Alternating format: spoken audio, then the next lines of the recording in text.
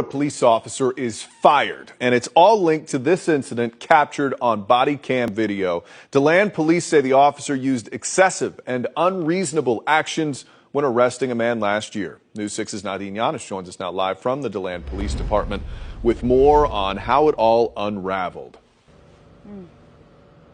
Matt, you said it. This stems from an incident in September of 2017. This now former DeLand officer, Joey Malero, was training another officer for being too timid when the two were called out to a scene for someone yelling at cars. That's when the chief says they came face to face with a man who was wrongfully arrested, that man filing a lawsuit, and now that officer is out of a job tonight. Get away from me. Sit over there.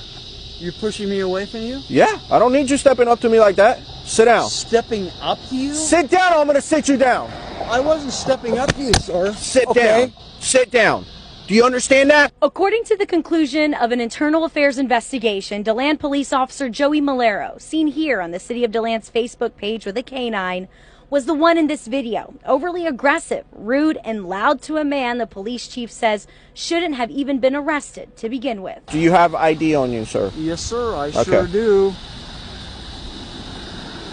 I don't understand why you're doing this, why you're pushing me. Because I don't like people testing me. I don't like people not my Nazis orders. either. Okay.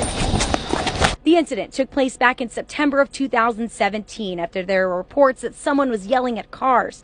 However, Internal Affairs said there was no crime committed and in turn, no reason for this man's arrest. In fact, his charges were dropped by the state attorney and the city had to pay up in a lawsuit filed by the guy. The FDLE even investigated the officer's use of force, and though they determined Malero didn't commit a crime, they thought his actions were troublesome and worrisome. The chief deciding to fire the officer this morning, releasing this statement in part shortly after, saying the majority of his officers show patience and restraint.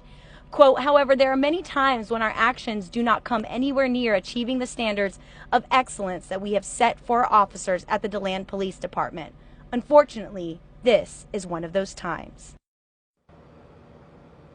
And today we spoke to the City of DeLand spokesperson who says the chief was not going to have this kind of behavior, which is why he was fired today. We're going to also learn why this incident has sparked change in the department's policy. What has changed, Matt, in my story tonight at 7 o'clock.